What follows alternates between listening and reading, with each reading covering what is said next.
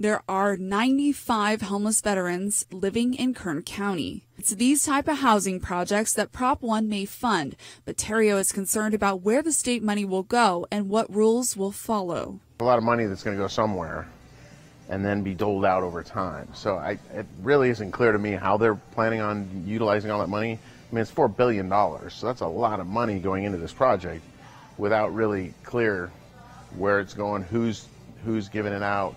The ballot summary says that the proposition could cost the state an average of $170 million a year for the next 35 years. A lot of that. The big cities tend to take over and say, okay, great. So we as Bakersfield and Central Valley, we're going to have to pay the taxes on it. But do we get the benefit from it? So that's why I think Central Valley, we're better to just say, hey, leave us alone, let us do our thing. You guys take care of your problems, instead of passing statewide measures that we don't have any control over. Kero says it's better to keep money local, but there are some big backers supporting Prop 1 because it's directly addressing the shortage of affordable housing. One of those top 5 donors of this proposition is the Chan Zuckerberg Advocacy Initiative, giving $250 million. I like to support local charities. I like to support to know that when we raise money, it stays here, and a lot of it's not going to get chewed up into administration and overhead, but that it's actually going to go to services. It still gives us the ability to create the programs that we need locally instead of Sacramento deciding what we need. We have more on Proposition 1 on our website, including the ballot summary and an actual wording you will see on the ballot November 6th. You can find that at turnto23.com. For the now, Amanda Mason, 23 ABC. Amanda, thanks. Magdalene Hope has announced a new home for their Shelter Restoration Ranch in Bakersfield. According to the organization, they'll receive keys to the shelter in November and look forward to serving more women in the community. In a statement released today, officials with the organization say, quote, "We would like to thank the generous family who have offered their house to us rent-free for the rehabilitation and restoration of women coming out of human trafficking and the commercial sex industry. Not only does this provide a building for us to work in, it allows us to help these women build their futures." The organization also saying they're now looking for women to volunteer at the shelter. Plus, they're also in need of financial support to help run the day-to-day operations there. If you'd like to help, we have contact information listed for Magdalene Hope on our website, turnto23.com. Chris? Trouble in Texas starts the Now newsfeed. That state already seeing some major flooding recently, but now Hurricane Willa could make it worse. The storm had hit Mexico, moving its way north towards Texas, but it also could impact as far as the northeast. Well, the EPA pushing back on a scary headline you may have seen that your cereal could have herbicide that's found in Roundup. An environmental group raised concerns about this. The EPA says the cereals are safe to eat and the levels are considered safe. Target is joining the fight to win you over this holiday season. It's removing its $35 minimum for free 2-day shipping. That deal's in place between November and December 22nd. Well, you may have already received some of the text messages that are encouraging you to get out and vote. And some of those texts, they actually look like someone might have taken the time to message you personally. But that's not always the case. And the Now's Kamasi Aaron on whether this is legal to do. So we already know spam calls are illegal, but these text messages that campaigns are sending out, they're fine, at least in the eyes of the FCC. It's called peer-to-peer messaging, and that means organizations will upload a contact list somewhere and then send out texts with the recipient's names. After those texts are delivered and the recipient replies, then real people continue the conversation. Organizations can send around 30,000 texts in just 1 hour. And while that may sound like spam, the FCC says it's okay because someone is manually hitting the send button. Still, this isn't sitting well with some voters. Some people report they get these texts in the middle of the night, and then other people say they never even opted to receive them. So if you do get one of these text messages, Chris, there is a way that you can stop them. What you have to do is reply to the message with the word stop. And by law, the organizations have to stop sending you these messages. And by law, they're supposed to, but what do you do if you continue to get those text messages? Well, hopefully that won't happen because the next step is going to the FCC and filing a complaint with them. And then hopefully the FCC comes through for you. All right, Kamasi, thanks. All right, next on our lineup, could Uber and other companies really be just 2 years away from delivering food by drones? We're talking to a futurist. That's when the Now continues.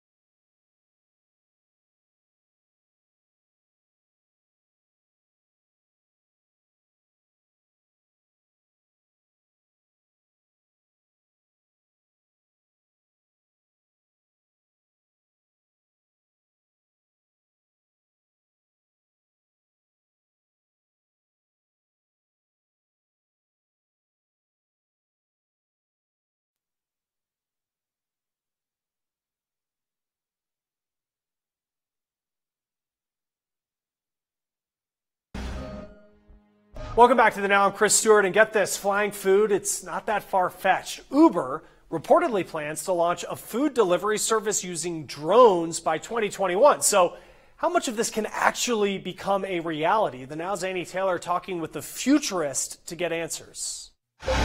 We've been getting our food delivered to our front door for decades now. But could you imagine if it was a drone dropping your food off right here at your doorstep? These are coming whether we want them to or not. We know that companies are going to be using drones soon, but we wanted to go to futurist Thomas Fry to figure out how soon is soon. We still have to work our way through the crappy stages before we get to the good stuff. But delivering food to anyone, anywhere, that's where things get complicated. Delivering something like food is a lot messier and a lot more time sensitive than delivering a product that we're getting from Walmart or Amazon or something. Part of the problem with drones is we have to get the FAA to okay delivery like this. But with convenience, does there come a price? We eliminate a lot of human labor in doing something like this. So the reasons companies are pushing this so hard is because it gives them a competitive advantage. Now, Fry assures me that overall, the good technology outweighs the bad. The same drone that delivers food or delivers a product to your doorstep can also deliver bombs or poison or spy on your kids. And so we have to guard against the abuses of this technology.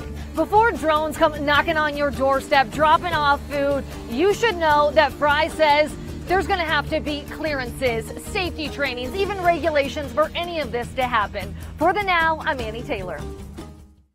All right, Annie, thank you. And if you have kids who are getting ready for college, you want to listen to this one because the FTC is warning that scammers are pretending to be from the College Board, which is the organization that's behind the SAT and PSAT.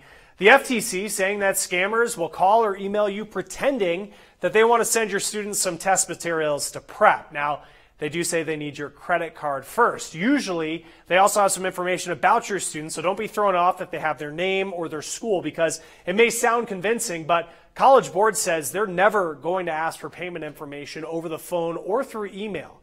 Now, if you or your student are interested in test prep materials, make sure the company you're getting them from is the real deal. The FTC suggests that you search the company's name plus the word scam or complaint. You can talk to your child's school counselor. That can also help to see if they've ever heard of that company. Google, just today, making it easier to delete what it's storing on you. Today, right at the top of the homepage of Google, you go there, then at the bottom of the screen, you're going to see the words control your data in Google search. Now, once you click that, you can watch a video explaining how your search history is used, and you can delete your past activity. You can also turn on or off the controls for other things like ad personalization and voice recordings. Google does plan to expand these changes to maps next year. Today, a local restaurant had a special guest host and server to help hand out food during lunch. Bakersfield Police Chief Lyle Martin stopped by the Guild House this afternoon. Martin greeting and visiting with customers today as he handed out the bread rolls. The Guild House has guest hosts often stop by to help make lunch for their customers more fun and interesting. They range from city officials and local celebrities to Santa Claus during Christmas time. The president of the Guild House explained to us why they love providing these services.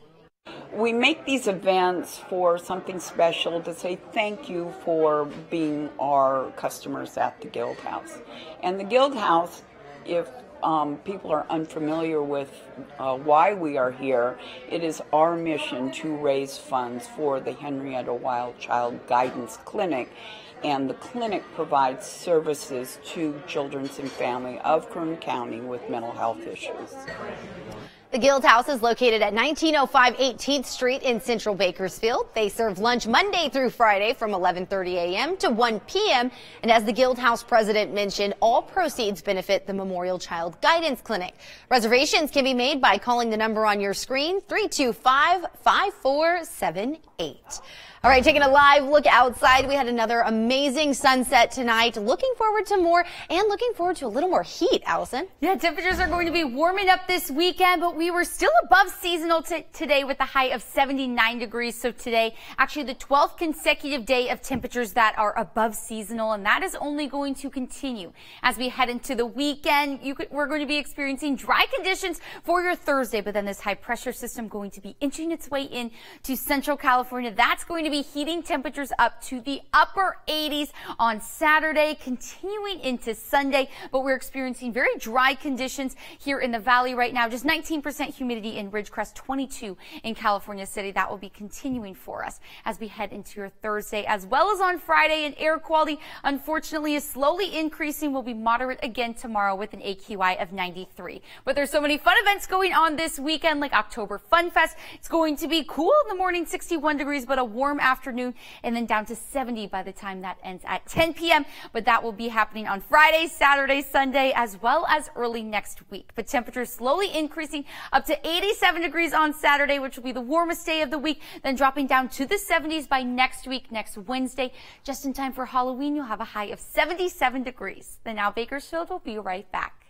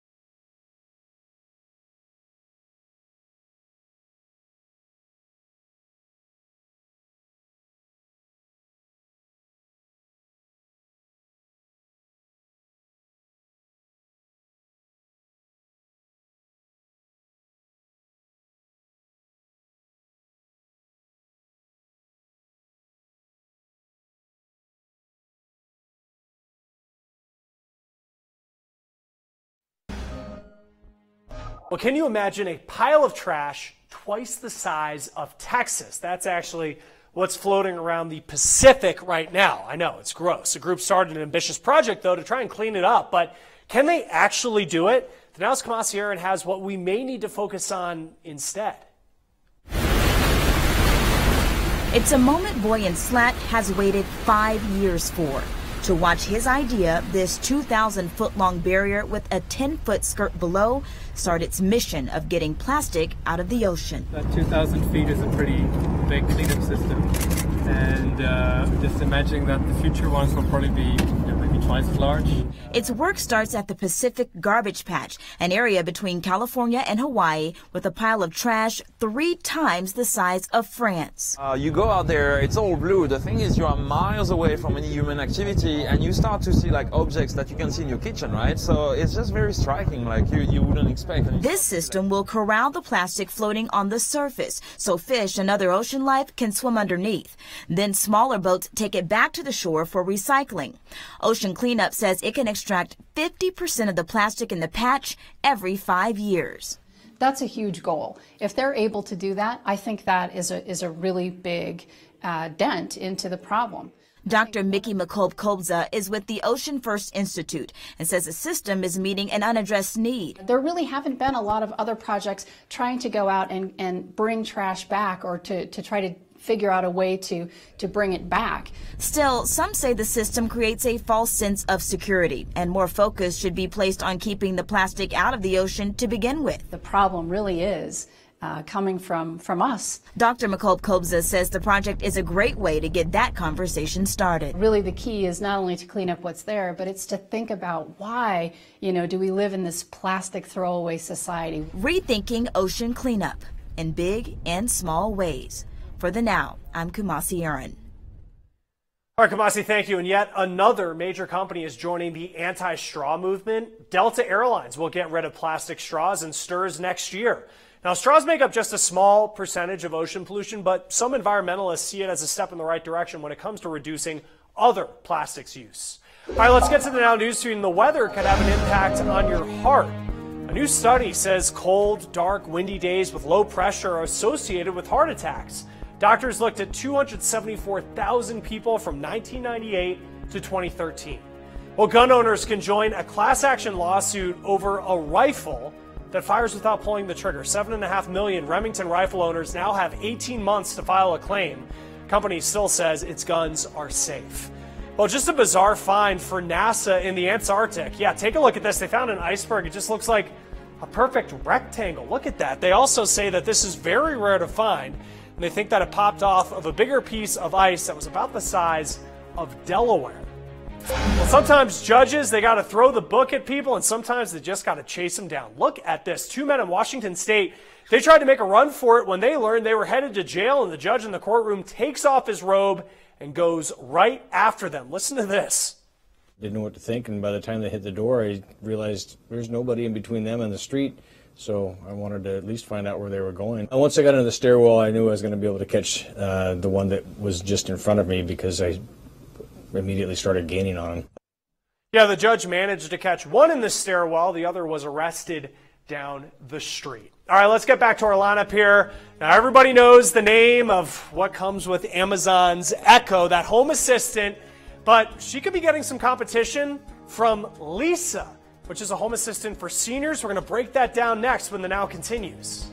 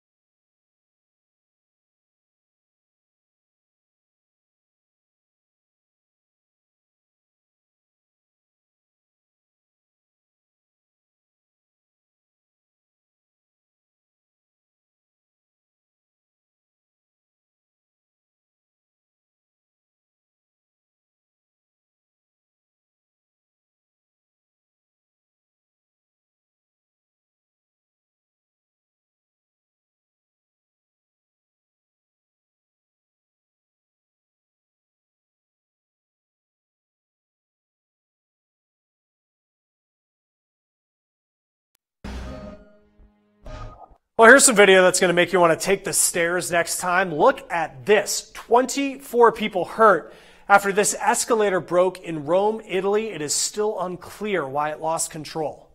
Alyssa, what time is it? What the hell is wrong with this blasted thing? Amanda! But the latest technology isn't always easy to use for people of a certain age.